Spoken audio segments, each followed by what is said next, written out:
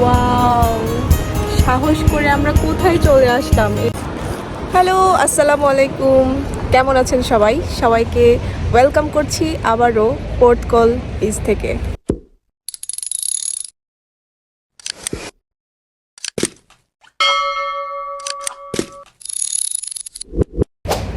আজকে আমরা এই পোর্ট কল ছেড়ে চলে যাব নিউ পোর্টে। তো আজকে কিন্তু খুবই সানি একটা ডে। সকাল থেকেই আমার মনে হচ্ছে যে আমরা মনে হয় 1টা বা 2টা পর্যন্ত খুব ভালো একটা ওয়েদার পাবো। তারপরে কি হবে জানি না। এখানে আজকে এতই রোদ যে চোখ একদম খুলে তাকানো যাচ্ছে না, বাট স্টিল খুবই সুদিং একটা বাতাস কিন্তু আছে। ভালো লাগছে। এই বেঞ্চে আমরা বসে আছি, আমরা 3জন। সে হাই। আমি জানি না নিউপোর্টে আমাদের জন্য কি অপেক্ষা করছে, বাট এই শহরটা ছেড়ে কিন্তু যেতে ইচ্ছে করছে না। মনে হচ্ছে আরেকটা দিন এক্সটেন্ড করলে ভালো হতো। আমি বলবো এই পোর্ট কলে সবার আসা উচিত একবার।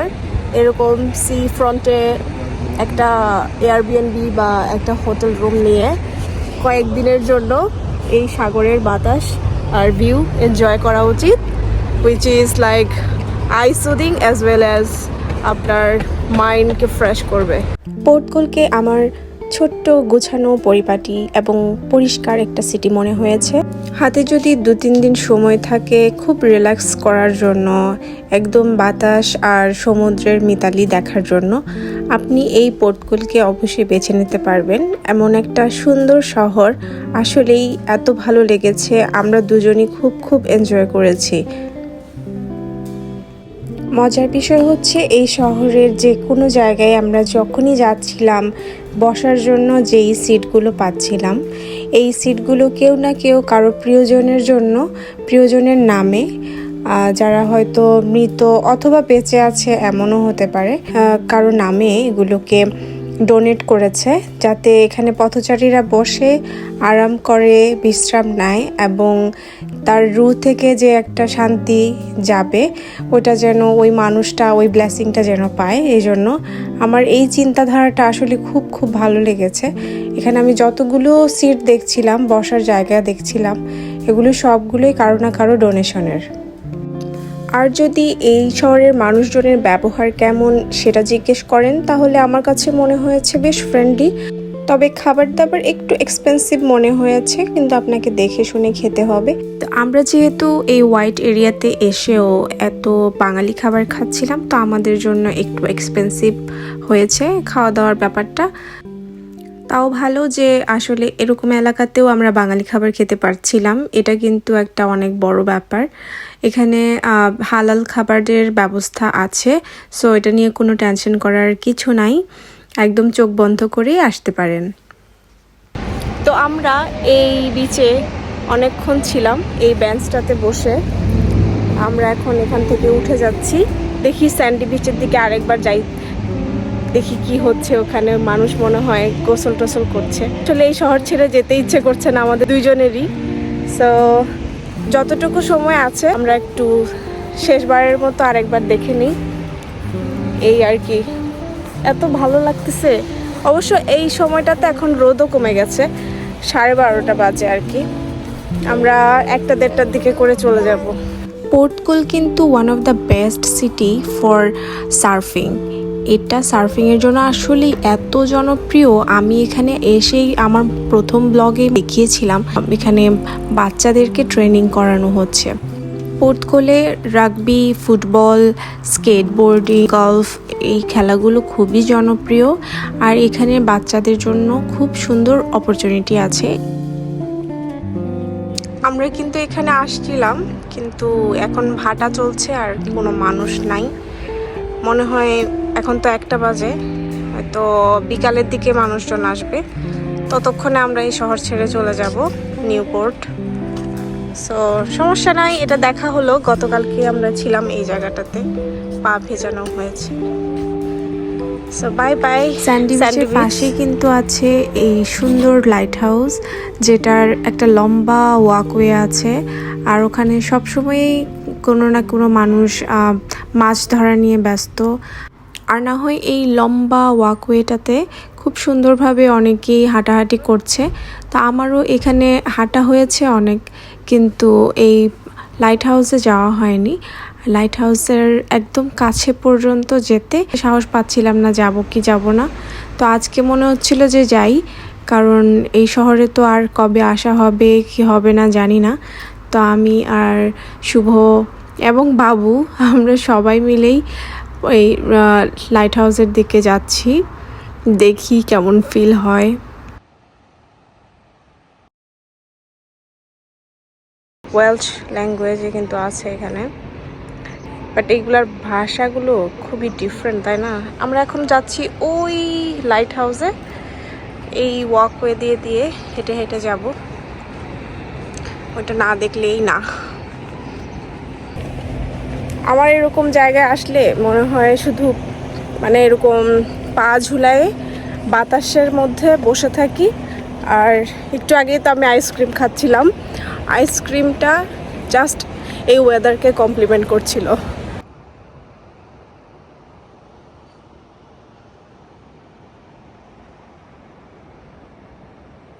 ওয়াও, সাহস করে আমরা কোথায় চলে আসলাম! এদিকে কিন্তু লাইট হাউসের একদম কর্নারে মানুষজন মাছ মারতেছে আর কি, বড়শি নিয়ে বসে আছে। ও গড! আর পানি তো অনেক দূরে চলে আসছে, মানুষ আসলে এখন এই সাগরের ভিউটা কিন্তু এনজয় করতে পারছে না ওইভাবে, পানি অনেক দূর চলে আসছে। এখানে না আসলে মিস হয়ে যেত, এই পয়েন্টটা দেখা হতো না। যাক, দেখা হয়ে গেল। আমরা একটা সুভিনিয়র শপে আসছি, এখানে খুব সুন্দর সুন্দর সুভিনিয়র আছে, আমি এখান থেকে নিয়ে নিব। আমার পছন্দ হয়েছে, আমার কাছে এই দুইটা পছন্দ হলো আর কি। এটা পোর্ট কোলের আর এটা হচ্ছে আই লাভ ওয়েলস, এই দুইটাই নিব ভাবলাম। আর বাকিরা এখানে আছে, সুন্দর আর অনেক গোছানো, অনেক অনেক অনেক সুন্দর সুন্দর এখানে সুভিনিয়রগুলো, আর অনেক বড়। আমার কাছে মনে হইতেছে যে এখানে একটু মানে সব জায়গাগুলো একসাথে কম্বাইন করে রাখা আর কি, এই এলাকার সব, অনেক ভ্যারাইটিস, অনেক অনেক। ওয়াও, এখানে কাপড় থেকে শুরু করে একদম এখানের ইতিহাস ঐতিহ্য এভরিথিং খুব সুন্দর।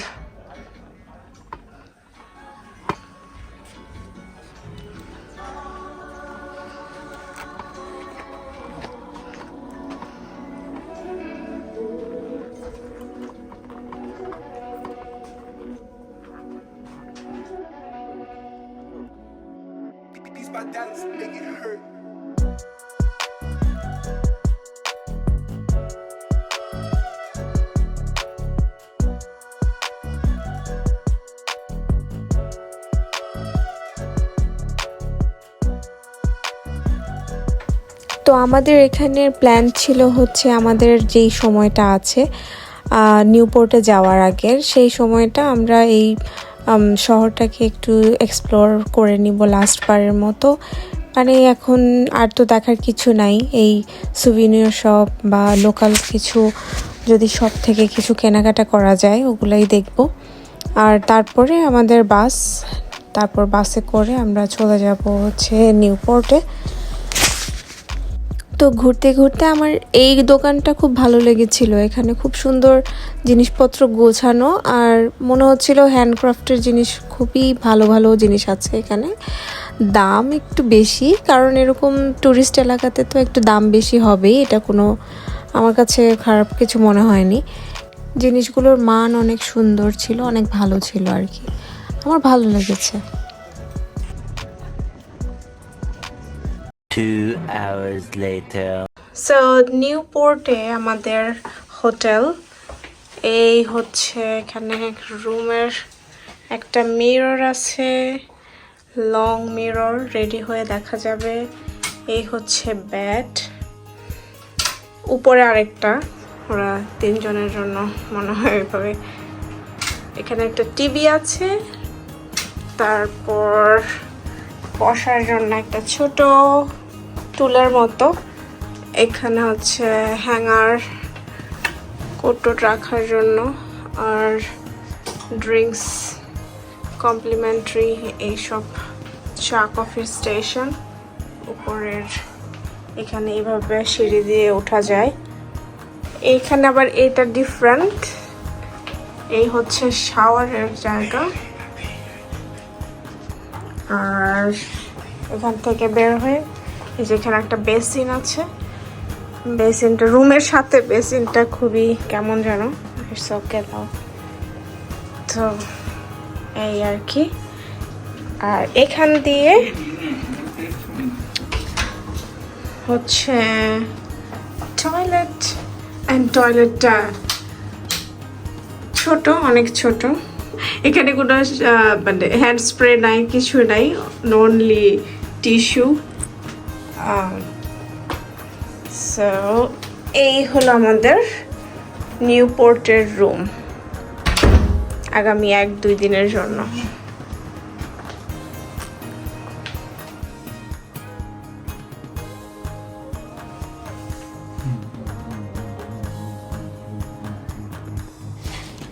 খাবার হিসেবে ছিল ফিশ ভুনা, গার্লিক অনিয়ন রাইস, শাক আলু, পাপাডাম, তারপর আচার আর নান ছিল। এই হচ্ছে রাতের খাবার। এই রাতের খাবার এগুলো খেয়ে আমরা মোটামুটি বেশ স্যাটিসফাইড ছিলাম। আফটার অল বাঙালি বলে কথা, ভাত খেতেই হয় দিন শেষে। ভাত না খেলে মনে হয় কিছু একটা মিস হয়ে যাচ্ছে। পোর্ট চলে আসছি, এখন আমাদের একটু ফ্রেশ হইতে হবে, হয়ে বাবুকে একটু ফ্রেশ ট্রেশ করতে হবে। সো আজকে আমাদের এই ভিডিও এখানেই শেষ করছি। সবাই অনেক ভালো থাকবেন, আর ভিডিও কেমন লাগলো কমেন্ট করে জানাতে ভুলবেন না। Bye guys.